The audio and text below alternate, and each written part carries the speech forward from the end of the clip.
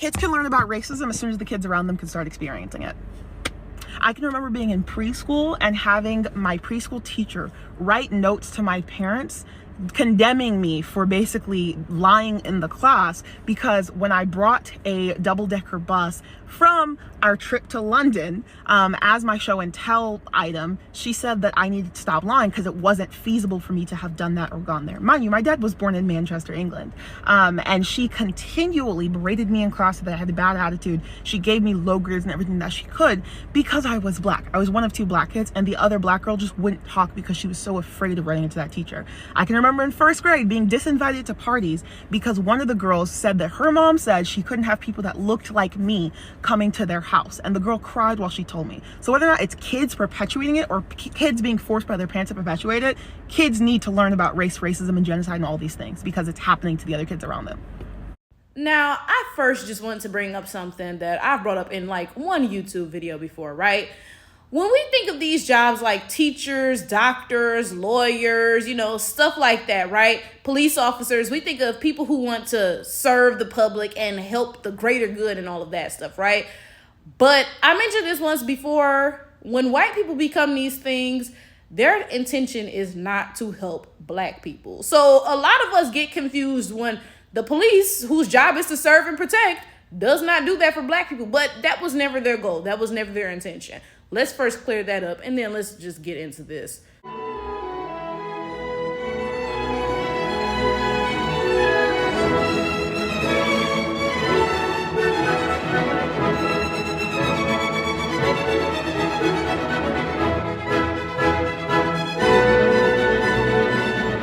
Now, let me be fair. A lot of times when people go into these professions, their intention is not actually to help anybody. Sometimes it's for the money, when you look at stuff like doctors and lawyers and stuff, right? But then even with jobs where the people don't even make very much, right? A lot of times it's still not to help people, but it's more so just to feel power, to have power over someone. When you're a police officer, you have the power to, change the course of someone's life. Same way with a doctor, same way with a teacher, same way with whatever, right? These people like to work in fields where they have power over the people they're working with. As a teacher, you have power over children. As a doctor, you have power over your patients. You choose their course of care, whatever, right? As a police officer, you have power over whoever you're interacting with, right? Like you can hit somebody and get away with it, but if they hit you back, then, you assaulted a police officer, so and so and so, right? So that's the first thing. But then you also have to add the added aspect of, again, a lot of these people have absolutely no intention of helping black people, even if they're one of the good ones who actually went into it to help folks. It's not black folks they trying to help, okay? But now I want to get into the comments, okay? Because there was a comment left by a white person that was just so tone deaf, and then always white people have this thing where they avoid any sort of accountability, because when they got called out for it, it was like, golly gee, like I'm the victim here, y'all. So this person leaves a comment and says, golly gee willikers, I'm white, but I'm visibly autistic, and I've noticed uncannily similar things, my home diggity. Okay, now I guess I'm gonna have to be the one to say this, but if you are not black, then you don't get it, period. Nothing that you go through can relate to anti-blackness. That is it. That is all. Because this is my thing. There are black people who are also autistic. Do you think they have the same experiences as you, as somebody who is white and autistic?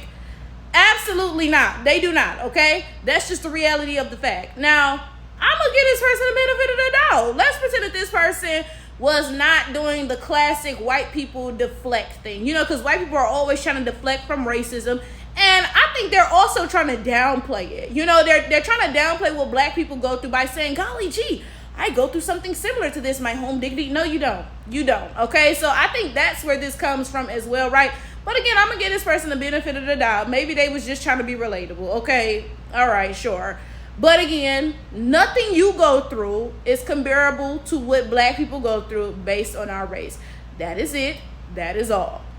So let's get into some of these responses. And I'm not looking at the responses, so I can't read them exactly word for word. But, the first person says, oh, like, I get this, and with autistic people, our go-to way to express empathy is to share something about ourselves to show that we understand, right? And somebody else responds like, I get what you're saying, but also as white people, we don't understand this. This is not our space. This is about people of color, and, like, we need to also listen, right? Now, first of all, before we get into the other responses, I wanna stop and talk about these two, okay? Let me first start with the people of color response. Now, I don't know about any other black person, but I never asked to be called a person of color. Please don't call me that. Leave me out of that, okay? This is my thing. I understand that people of color is an umbrella term that is used to refer to people who are non-white, but I don't want to be involved in that because this is my thing. All of y'all are anti-black. The only thing y'all can agree on is how much y'all hate black people. So why would I want to be lumped in with y'all? In fact, actually, y'all should be lumped in with white people because that's the one thing y'all can agree on, that y'all all hate black people. So I really have no interest in being lumped in as a person of color. Do not call me that, okay? I'm sure that we are all aware that we live in a white supremacist world, right? That being said, the further you are from whiteness, the more you are looked down on. Now take a moment, stop. Hold up. Think to yourself or whatnot or whatever. What is the furthest thing from whiteness? Oh, wow. Blackness, right? So this is my thing as a person of color, okay? So a non-black person who is also not white. Yeah, okay, you're not white, but you are closer to whiteness than I am in whatever capacity, okay? There are some people of color like East Asians. They got white skin and straight hair, baby. You basically white with different shaped eyes. Like, that's the honest to God truth, right? There are other people of color who are like, darker in skin color. Like, there are some Asians, like Indians and other sorts of Asians who may have a skin color similar to mine, right? But they still got straight hair and different features. They don't have broad features like mine. You know what I'm saying? The reality is this: as a black person, I am the furthest thing from whiteness. That is the facts. Okay, now there's going to be some people, hold up. There's going to be some folks, flower tower. I am white passing. I have blue eyes and blonde hair, and I'm still a black person. Anyway, all right, that's another story for another day. Let me not get too distracted, but whatever, okay? As a black person, I am the furthest thing from whiteness. Therefore, I go through more in this white supremacist world, okay? That being said, what am I being lumped in with a bunch of people who also look down on me because of my distance from whiteness for? Why am I being lumped in with y'all? I've never liked this term, people of color.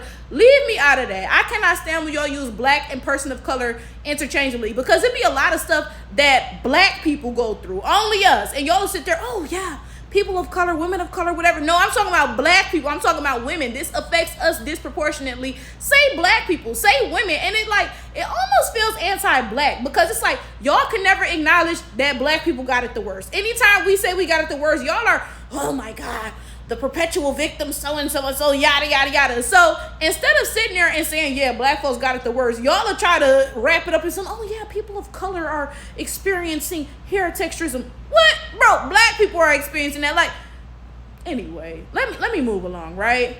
Now, the other comment is what I want to speak on next, right? So this person says, oh yeah, like I understand, but as autistic people, the way that we show empathy is by bringing ourselves up to show that we understand. Okay, can we talk about how there is a difference in being white and autistic versus black and autistic? Because you all use these symptoms to describe autism, but really you're describing whiteness. So the fact that you're white is the reason why you insist on being the center of attention.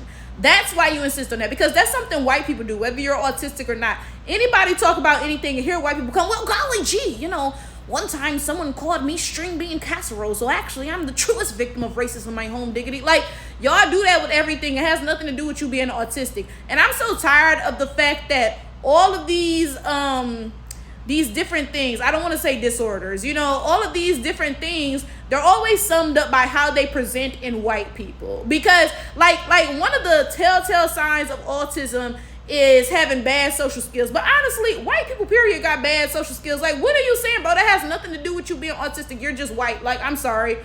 Intersectionality is definitely a thing. So can we talk about how white people's culture is like the reference point for everything, right? It's the reference point for autism, for ADHD, for whatever, right? So white people have a culture of deflecting, golly gee, those blacks are trying to make everything about them.